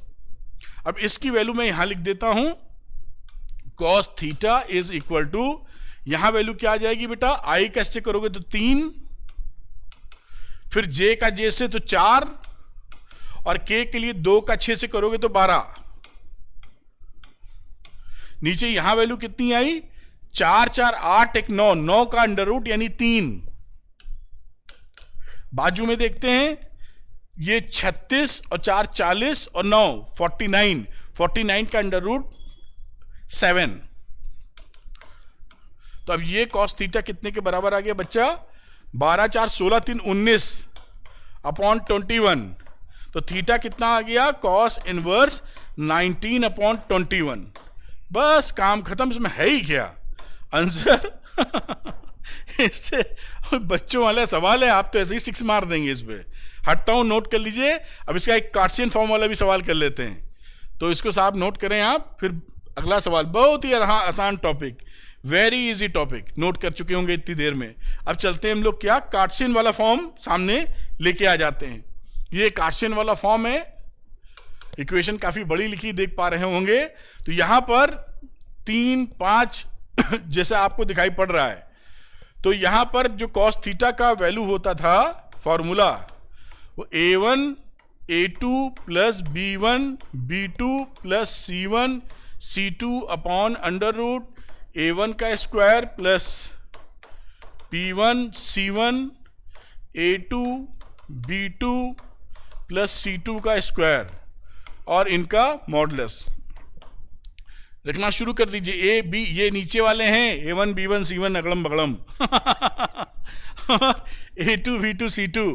a1 हो गया 3, तो 3 इंटू 1 ये a2 है, b1 5 इंटू 1 प्लस 4 इंटू 2। क्या बात, नीचे आ जाओ तो ये अंडर रूट लगा दो भाई, और इसको 3 का स्क्वायर 5 का स्क्वायर 4 का स्क्वायर और ये रहा 4 का स्क्वायर, फिर अंडर रूट लगाओ इसकी 1 का स्क्वायर प्लस 2 का स्क्वायर। यहां वैल्यू लिख देते हैं, ये होगी 3 5 3 8 8 और 8 16। नीचे आ गया रूट 50 और ये आ गया आपका रूट 6। ठीक है बराबर। अब इसको आप लिखना चाहें तो क्या लिख सकते हैं, 8 रूट 3 अपॉन 15। समझ, पता नहीं समझ पाए कि नहीं समझ पाए। इसको लिख सकते हो 5 रूट 2 और इसको रूट 6 5 रूट 2 लिखेंगे तो वैल्यू क्या आ जाएगी, 16 अपॉन 5 रूट 2 इंटू रूट 6। तो वैल्यू बचेगी 8 रूट 3 अपॉन 15। इसको कैसे ये लिखा, मैं ये कर दूं नहीं कहीं इसी में ढह जाओ, तो इसके नीचे आ जाऊं क्या। तो यहां पर देखिए 16 लिख दीजिए, रूट 50 को लिख दीजिए 2 दुआई 5 25 इंटू रूट 2 और ये रहा रूट 6। ठीक, और उसके बाद अगर इसको करना है तो रूट इसकी वैल्यू कितनी हो जाएगी, रूट 3 इंटू 2 16 लिखिए, 5 रूट 2 और इसको लिख सकते हो रूट 2 इंटू 3 यानी 16 5 √2 इंटू √2 इंटू √3, ये तो हो गया नीचे। अभी देख लेते हैं क्या हो जाएगा, और √3 से ऊपर नीचे मल्टीप्लाई कर दीजिए, तो ये हो गया 16 √3 और 5 इंटू √2, √2 होता है 2, √3 2 से काटोगे बचेगा 8, तो वैल्यू हो गई ये √3 3 आ जाएगा, मतलब पहले से एक √3 था, एक √3 और लगाया है, तो वैल्यू हो गई 8 √3 अपॉन 5 यही 15, ये वैल्यू। इस तरीके से जैसे आप समझ पाए, नहीं तो कंफ्यूजन यही ना खड़ा हो जाए। अब एंगल क्या रहा फिर, theta is equal to cos inverse 8 √3 upon 15, और ये आपका आंसर बन गया बेटा, कितने आसानी से है। तो मैं इसको सवाल को दिखा देता हूं, आप इसका स्क्रीनशॉट ले पाएंगे, ले लेंगे अगर लेना चाहेंगे तो, या पॉज करके नोट कर लेंगे। तो ये क्वेश्चन था, ये हटता हूं, इसको नोट करिए, आप स्क्रीनशॉट ले लीजिए या पॉज करके इसको नोट डाउन कर लीजिए। ये लीजिए, पूरी चीज सामने आ गई, इसको नोट कर सकते हैं आप, सीखना चाहिए। अगला है shortest distance between two lines. अब यहां इंटरेस्टिंग चीज क्या हो जाती है, हमने 2D में, देखिए सुनिएगा, shortest distance between two lines, हमने जो पढ़ाई की है क्लास 11 तक 2D ज्योमेट्री, उसमें हमने क्या देखा है, इन 2D ज्योमेट्री कि जो स्ट्रेट लाइंस होती थी, वो स्ट्रेट लाइंस अगर पैरेलल होती थी, पैरेलल, तो इनके बीच में कोई शॉर्टेस्ट डिस्टेंस आती थी। भाई पैरेलल लाइंस होंगी तो शॉर्टेस्ट आएंगी, अगर पैरेलल नहीं होती थी तो या तो वो इंटरसेक्टिंग लाइंस थी, तो इनके बीच का डिस्टेंस कितना था, 0, या ओवरलैपिंग लाइंस थी तो भी डिस्टेंस क्या था, 0। यही 3 केस होते थे 2D ज्योमेट्री में, जो कि अगर दो लाइन एक प्लेन में है, 2D ज्योमेट्री यही मतलब है। जैसे ये एक टीवी है, इंटरैक्टिंग पैनल है, इसके ऊपर अगर हम दो लाइन खींचेंगे तो यही 3 केस हो सकते हैं कि दो लाइंस पैरेलल है तो बीच का कुछ शॉर्टेस्ट डिस्टेंस हुआ, अदरवाइज वो इंटरसेक्टिंग होगी, डिस्टेंस कुछ नहीं, या वो ओवरलैप्ड लाइंस होंगी। लेकिन 3D में इंटरेस्टिंग चीज क्या होती है कि वो लाइंस अगर पैरेलल नहीं भी हैं फिर भी उनके बीच में डिस्टेंस होता है, मतलब वो पैरेलल नहीं है फिर भी उनके बीच में क्या होगा, डिस्टेंस होता है। उनको बोलते हैं स्क्यूड लाइंस। क्या बोलते हैं उनको, स्क्यूड लाइंस। और वो कैसी होती हैं अभी हम दिखाते हैं आपको, मजा आ जाएगा आपको। तो वो लाइंस क्या बोली जाती हैं, skewed lines. skewed lines, they are not parallel but they are not intersecting each other, जो कि नॉन कोप्लेनर भी होती हैं और नॉट इंटरसेक्टिंग होती हैं। तो neither intersecting nor parallel, neither intersecting nor parallel. आपको थोड़ा फील करा देते हैं, ये दो स्टिक है मेरे पास, ये देखिए ये दो लाइनें हैं, मुझे मजा आता है ये दिखाने में। एक ये सिचुएशन तो पैरेलल लाइंस की हो गई, लेकिन अगर इसी में मैं प्लेन बदल दूं, जैसे ये लाइन है ये कर दूं, देखिए अब ये दो लाइनें हैं जो कि आपस में पैरेलल नहीं है। ये देखिए ये लाइन तिरछी है, आप समझ पा रहे होंगे, ये देखिए बिल्कुल अलग लाइंस हैं, ये पैरेलल नहीं है लेकिन ये इंटरसेक्ट नहीं हो रही है, ऐसे निकल जाएगी ये ऐसे, ये देखिए कभी इंटरसेक्ट नहीं करेगी, ये ऐसे निकल जा रही है, कभी इंटरसेक्ट नहीं कर रही है। Are you getting the feel? Gap दिख रहा है आपको? तो ये 3D ज्योमेट्री में खूबी क्या है कि ये पैरेलल नहीं भी हैं, दिख रहा है ना, किस क्रॉस एकदम पैरेलल नहीं, एक प्लेन में भी नहीं है, दोनों एक प्लेन में नहीं आ रही, इंटरसेक्ट भी नहीं कर रही हैं, लेकिन इनके बीच का परपेंडिकुलर डिस्टेंस है। ऐसी लाइंस को हम बोलते हैं स्क्यूड लाइंस। तो इनके बीच का परपेंडिकुलर डिस्टेंस जब हमको निकालना होता है तो दोनों पर ऐसा हम परपेंडिकुलर ड्रॉप करते हैं, जो दोनों पे परपेंडिकुलर है वही शॉर्टेस्ट डिस्टेंस आता है। ये एक फर्क होता है 2D और 3D ज्योमेट्री में। आप समझ पाए होंगे मेरी बात, इसीलिए मैंने 2D वाले कॉन्सेप्ट को साथ में लगाया जिससे आप फर्क समझ पाए। तो ये स्क्यूड लाइंस की चर्चा होती है। तो स्क्यूड लाइंस कौन सी होंगी? जो ना तो वो इंटरसेक्ट करेंगी ना वो पैरेलल होंगी। ये 3D में ही पॉसिबल है, 2D में पॉसिबल नहीं है। और अगर पैरेलल होगी कोई लाइंस तो उसके लिए अलग फार्मूला और इसके लिए अलग फार्मूला। तो एक्चुअली हमारे पास दो तरह के फॉर्मूले हैं, तो मैं दोनों फॉर्मूले लिख देते हैं। पहला formula distance between two skewed lines. Skewed lines क्या है वो मैंने आपको समझा दिया अभी, मेरे ख्याल से बात आपकी पकड़ में आ गई है। अब मैं फॉर्मूला लिख देता हूं। मान लीजिए हमारे पास दो लाइंस हैं और वो लाइन कैसी हैं? R is equal to A1 plus lambda B1। एक दूसरी लाइन है, एक दूसरे पॉइंट से जा रही है, A2 प्लस म्यू B2। ये दो लाइंस हैं, पैरेलल भी नहीं है, B1 B2 अलग है, प्रोपोर्शनेट नहीं है, अलग अलग पॉइंट से जा रही हैं। अगर ये सिचुएशन यहां बनी हुई है तो इसका जो परपेंडिकुलर डिस्टेंस हम निकालेंगे जिस फॉर्मूले से, ये कौन सी है? Skewed lines. तो D की जो वैल्यू होगी इस फॉर्मूले को याद कर लेना चाहिए, B1 क्रॉस B2, इन दोनों का cross product, dot A2 minus A1 upon B1 cross B2 का मैग्नीट्यूड और पूरे का मैग्नीट्यूड निकाल मारो। ये फॉर्मूला आपको शॉर्टेस्ट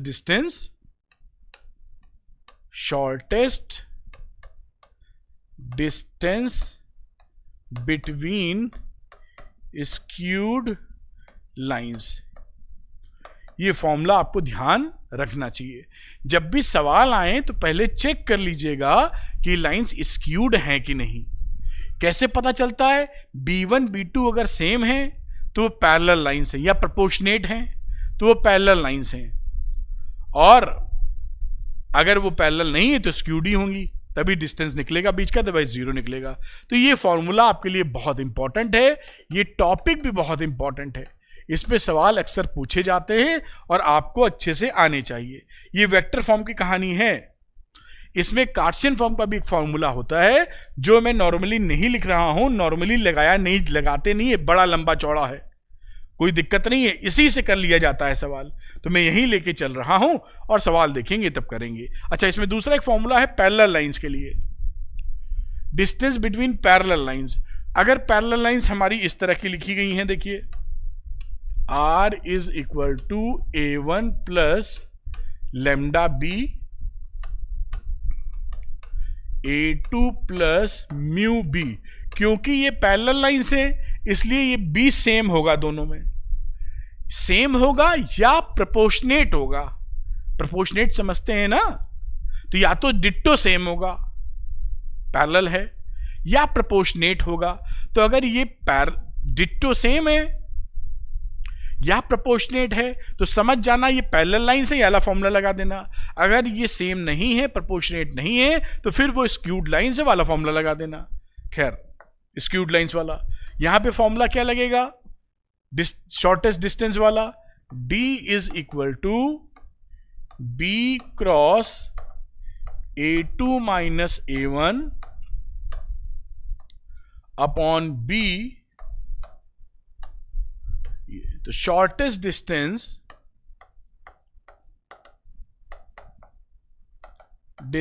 बिटवीन पैरेलल लाइंस, ये शॉर्टेस्ट डिस्टेंस निकल आया। ये आपको अच्छे से आना चाहिए और ये एग्जामिनेशन में पूछा भी जाता है, इंपॉर्टेंट है, अच्छे से कर लीजिएगा, वही आपके लिए बेहतर होगा। टर्म 2 आपके हाथ में है और आप भी मजबूत खिलाड़ी हैं, ऐसा मुझे लगता है। तो अब इस इक्वेशन, इसकी बातचीत करते हैं हम लोग। लिखा है find the shortest distance between the lines L1 and L2 whose vector equations are R is equal to I cap plus J cap plus lambda 2I minus J plus K। दूसरा है R is equal to 2I plus J minus K plus mu 3I cap minus 5J cap plus 2K cap। अब यहां पर सबसे पहले जो आपको देखना होता है कि ये दोनों चीजें ये पैरेलल लाइंस है कि स्क्यूड। तो आपने सबसे पहले ध्यान दिया कि ये जो बी वाला पोर्शन है भाई ये इस फॉर्म में लिखी हुई है, मैं आपको थोड़ा दिखाऊं। A1 प्लस ये लिखा है लेमडा B1 लिख देता हूं। इसका B1 इसका B2 देखिए ना ये सेम है ना ये प्रोपोर्शनेट है, दोनों अलग अलग हैं। तो both lines are skewed lines. देख पाए ना, इसको ध्यान से देखो B1 B2 को।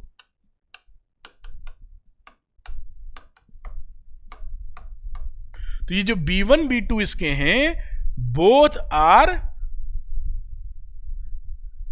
नॉट पैरेलल, मतलब सेम डायरेक्शन में नहीं है, तो दे आर स्क्यूड लाइंस। क्यों? क्योंकि B1 and B2 are not proportional और सेम। ऐसे लिख भी सकते हैं, ना ये प्रोपोर्शनल ना ये सेम है। इसका मतलब क्या है कि दोनों स्क्यूड लाइंस हैं। पहली शर्त ये जानना जरूरी है, अदरवाइज गलत हो जाएगा सवाल। अब स्क्यूड लाइंस है तो स्क्यूड लाइंस वाला फॉर्मूला लगेगा। तो स्क्यूड लाइंस वाला फॉर्मूला याद दिला देता हूं। जो डी निकालना है वो निकलेगा B1 क्रॉस B2 से dot product A2 minus A1 upon B1 cross B2। सारी वैल्यूज हमको निकालनी होंगी फटाफट, तो निकालना शुरू करते हैं हम लोग। अब यहां पर पहले निकालेंगे A1 A2 तो लिखा ही हुआ, देखिए यहां पर जो वैल्यू लिखी है सीधे इस्तेमाल करेंगे, यहीं से डायरेक्ट लेंगे हम लोग। तो पहले A2 माइनस A1 निकालने जा रहे हैं। ये A2 है यहां पर, this is A2, this is A1। तो A2 माइनस 2i में एक आई गया, कितना बचा? एक आई। फिर i में से j में से j गया, कुछ नहीं बचा। माइनस k में से 0 गया, माइनस k बचा। तो i माइनस k ये वैल्यू निकली I2 माइनस I1। अंडरलाइन करो इसको। अगला पकड़ो, B1 क्रॉस B2 निकालना पड़ेगा। तो B1 क्रॉस B2 का मतलब है, मैं सीधे डिटरमिनेंट फॉर्म में लिख देता हूं, इतना तो हम आप दोनों समझ ही रहे हैं। I cap, J cap and K cap. B1 ये लिखा है, B2 ये लिखा है, तो इसका वैल्यू हो गया 2 माइनस 1 प्लस 1, 3 माइनस 5 2। ये वैल्यू देखिए इस तरह लिख दी, बिल्कुल आपकी समझ में आई होगी। इसको सॉल्व कर लेते हैं। तो इसको आप करेंगे तो आ जाएगा -2 और माइनस, यानी माइनस आई लेके चले तो -2 और प्लस 5 यानी 3i। फिर माइनस j आ जाएगा और सॉल्व करेंगे तो 4 माइनस 3 यानी -j। सॉल्व कर लें डिटर्मिनेंट आप, और फिर वैल्यू आ जाएगी -10 प्लस 3 यानी -7 के। आप आराम से इसको सॉल्व कर लें। B1 क्रॉस B2 की वैल्यू इतनी आ गई। अब इसके मैग्नीट्यूड भी हमको निकालना है।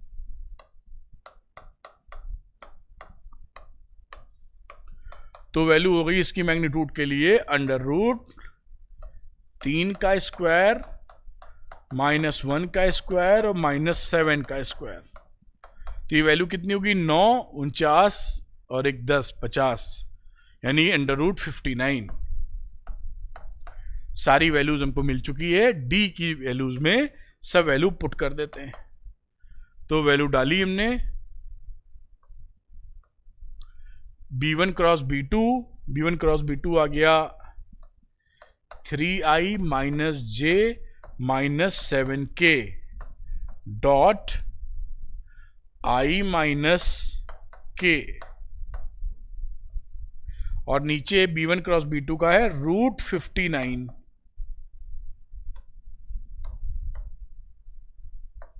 अब यहां पर वैल्यू देखते हैं, i का i से किया तो वैल्यू आ गई 3।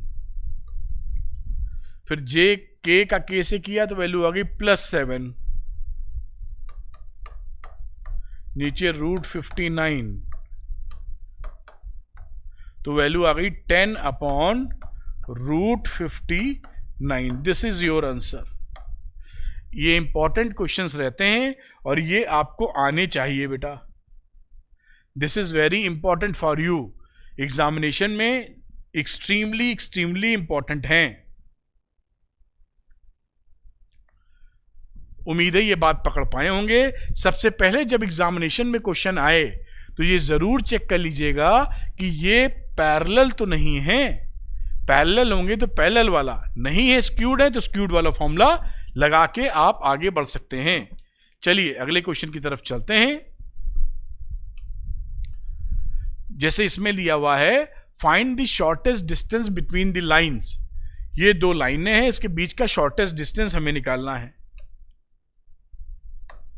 कार्टेशियन फॉर्म में दिया है, वेक्टर फॉर्म में किया था हम लोगों ने, अब हम कार्टेशियन फॉर्म में आ जाते हैं। अब अगर हम यहां पर कंपेयर करने जाएंगे तो अगर कंपेयर करें तो पहले और दूसरे लाइनों का कंपैरिजन करके हमें क्या मिल रहा है ये देखिए आप। तो ऑन कंपेयरिंग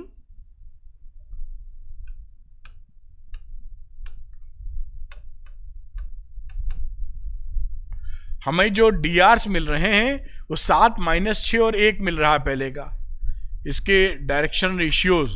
तो 7 -6 और 1, और इसके डीआरस कितने हैं 1 -2 1, यानी ये क्या है, ये दोनों नॉन पैरेलल लाइंस हैं। ये दोनों कैसी हो गई, non parallel skewed lines. They are skewed lines. पहले ये पता करना जरूरी होगा आपके लिए। अब स्क्यूड लाइंस हैं तो स्क्यूड लाइंस वाली बातचीत होनी चाहिए। तो मैं इसको वेक्टर फॉर्म में लिख लेता हूं, यानी R1 लिखा, पॉइंट हो गया -1 -1 और -1, तो -i -j -k। समझ रहे हैं ना, ये जो इक्वेशन ऑफ लाइन लिखी है ये किस पॉइंट से कंपेयर करने पर, इससे कंपेयर कर रहे हो, x - x1 upon a, y - y1 upon b, z - z1 upon c। तो x1 की वैल्यू आ गई -1, y1 की आ गई -1 और z1 की आ गई -1। a b c तो मैंने लिख ही दिया था। a की वैल्यू है 7, b की है -6 और c की है इसी तरीके से 1। तो इसका इस्तेमाल कर रहे हैं, तो -i -j -k plus lambda, और ये ए बी सी के हिसाब से लिख रहे हैं, तो 7i - 6j प्लस k। ये पहली इक्वेशन स्ट्रेट लाइन की बन गई है। दूसरी लिख देते हैं उस वाले के लिए। अब कंपेयर तो आप कर ही सकते हैं ऐसे। ये मैं r लिख देता हूं, इसको फर्स्ट इक्वेशन के लिए लिखा है, वरना r लिख के ही छोड़ सकते हैं आप इसको। पहली इक्वेशन है, r लिख के ही छोड़ देना चाहिए। स्क्यूड लाइंस के लिए पहली इक्वेशन के लिए ये लिखा, दूसरे के लिए ये लिखा, और फिर आगे की बातचीत हम लोग करेंगे। ये R1 R2 नहीं लिखते स्पेसिफिक। अभी इसको मैं किधर से डिलीट करूं, मुझे लगता है ऐसे ही करना पड़ेगा। दूसरी इक्वेशन जो निकल के आ रही है इधर वाली, उसके लिए बात कर रहा हूं। फर्स्ट लाइन है, फर्स्ट लाइन, और r इज इक्वल टू, बात करें अगर हम लोग, तो 3i cap plus 5j cap plus 7k cap plus mu a, यानी i cap -2j cap plus k cap. ये आपकी हो गई second line.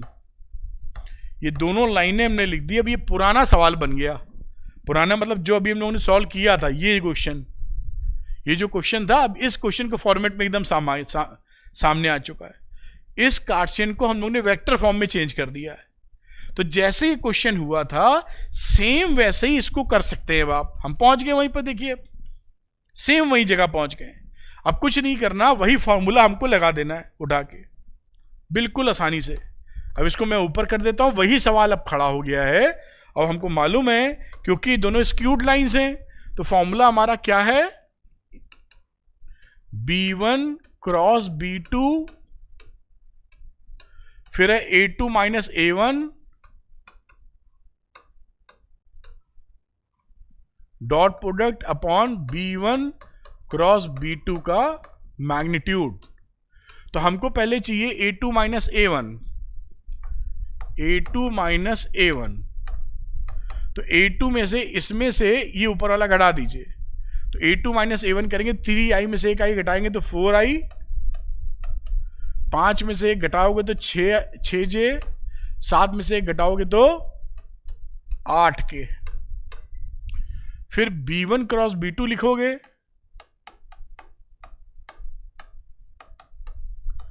i j k। तो 7 माइनस 6 1, 7 माइनस 6 1, फिर 1 माइनस 2 1, ये 1 माइनस 2 1, ये क्रॉस प्रोडक्ट इसका निकालेंगे हम लोग। बिल्कुल वैसे ही सवाल कर रहे हैं जैसे पहले कर रहे थे, बिल्कुल आसान मेथड। इस डिटरमिनेंट को सॉल्व करेंगे तो वैल्यू आ जाएगी -4i cap minus 6j cap minus 8k a cap.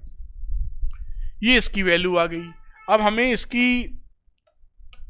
इसका मैग्नीट्यूड निकालना है। B1 क्रॉस B2 -4 का स्क्वायर माइनस 6 का स्क्वायर माइनस 8 का स्क्वायर। इसको हम सॉल्व करेंगे और सॉल्व करेंगे तो आ जाएगा अंडर रूट 116 यानी 2√29। ये मैग्नीट्यूड आ गया। अब यहां पर हम उठाकर इनकी वैल्यू सब्स्टिट्यूट कर देते हैं, यानी डी की जो वैल्यू आई B1 cross B2 minus 4i cap minus 6j cap minus 8a cap, dot product लेना है A2 माइनस A1 से 4i cap plus 6j cap plus 8k cap. एक कदम और आगे जाते हैं। A2 माइनस A1, इसका मैग्नीट्यूड, इसकी कहानी हो गई थी, इसका मैग्नीट्यूड है 2√29। क्या बात है। अब बहुत ही आसानी से देखिए निकलता हुआ दिख रहा है। 4 का 4 से करेंगे तो आ जाएगा -16, फिर 6 का 6 से करेंगे -36 और -8 का -64, नीचे 2√29। एक कदम और आगे बढ़ा लेते हैं। ये क्वेश्चन, ऐसे क्वेश्चन एग्जाम में आपसे जरूर पूछे जाएंगे, तैयारी रखनी जरूरी होगी। उसको जोड़ देंगे आप तो आ जाएगा 160 64 100 116 -116 अपॉन 2√29। 2 से डिवाइड कर दीजिए तो बचेगा 58√29। रैशनलाइज करेंगे 2√29 यूनिट्स। ये आपका आंसर है। This is a good question और आपको ऐसा करना आना चाहिए। ठीक, तो ये क्वेश्चंस, ये एग्जामिनेशंस के लिए काफी इंपॉर्टेंट है बेटा, और अक्सर एग्जाम में पूछे जाते हैं। तो आपका पूरा प्रोसेस समझ, मतलब पहले क्वेश्चन को देखना, ये देखना है क्वेश्चन कैसे होता है, फिर उसको हैंडल करना, पूरी बात समझ में आनी चाहिए। चलिए एक कदम और आगे बढ़ते हैं और अगले क्वेश्चन को देखते हैं कैसे लगा सकते हैं। ठीक है, आइए और देखते हैं इसको। ये देखिए अगला क्वेश्चन है, find the coordinate of the point where the line, ये लाइन दे रखी है x+2/1, y -5/3, z+1/5 cuts the yz plane. अब आपको ये अंदाजा बिल्कुल होगा, ऐसे क्वेश्चंस ये बोर्ड में आया हुआ क्वेश्चन है, 2019 का क्वेश्चन है बेटा, ये 2019 में पूछा गया हुआ क्वेश्चन है। आपको जैसे पता है कि जो YZ प्लेन है, YZ प्लेन कौन सा प्लेन है? YZ प्लेन ये वाला प्लेन है बेटा, YZ प्लेन। इस प्लेन में हमारा x कोऑर्डिनेट कितना होगा? तो x कोऑर्डिनेट विल बी 0। हमको मालूम है कि जो YZ प्लेन होगा इसमें x कोऑर्डिनेट कितना होगा? 0। इस बात को समझते हुए सवाल को लगाएंगे। तो हम क्या करते हैं, ये सोच लेते हैं, एक कोई लाइन है लाइन का एक हम फोटो बना लेते हैं, ऐसे कोई लाइन जा रही होगी, पीछे से भी निकाल देते हैं। ये जो पॉइंट है जिस पे ये इंटरसेक्ट कर रहा है, इस पॉइंट को ले लेते हैं x1, y1 और z1। ये पॉइंट है, पॉइंट P इस yz प्लेन पर। अब ये जो लाइन की इक्वेशन दी है उसको सेटिस्फाई करा देते हैं x1, y1, z1 के लिए। तो ये पॉइंट हो गया x1 + 2/1, y1 - 5/3 और z1 + 1/5। और क्योंकि ये रेशियो है, ये मान लीजिए किसी k के बराबर है, इससे कर दीजिए, किसी k के बराबर है, कोई इसमें दिक्कत की बात नहीं। अब क्या करते हैं, अब हमें मालूम है पहले और आखिरी वाले से लेते हैं इसको और इसको लेते हैं साथ में। तो x1 + 2/1 = k, मतलब x1 = k - 2। और हमें पता है कि in yz plane x coordinate will be 0। इसका मतलब अगर x1 की वैल्यू 0 होगी तो k - 2 की वैल्यू 0 होगी, यानी k की वैल्यू 2 होगी। तो k की वैल्यू 2 निकाल ली हमने। अगर k की वैल्यू 2 होगी तो 2 पुट करके बाकी दो की वैल्यू निकाल लो, हो गया काम खत्म। यानी k की वैल्यू यहां पर बड़ा बड़ा लिख देता हूं थोड़ा, यहां से मैं पता चल गया k = 2। इस वैल्यू को मैं यहां पर पुट करने वाला हूं। तो y1 क्या रहा, y1 - 5/3 = k की जगह 2। तो y1 = 6 + 5 11, z1 + 1/5 k की जगह कितनी वैल्यू रही, 2।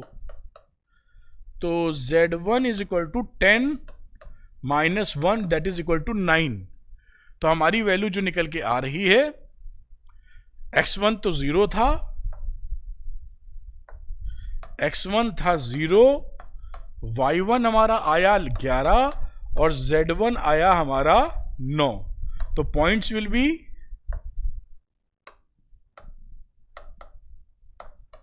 0, 11, 9। ये आंसर आ गया।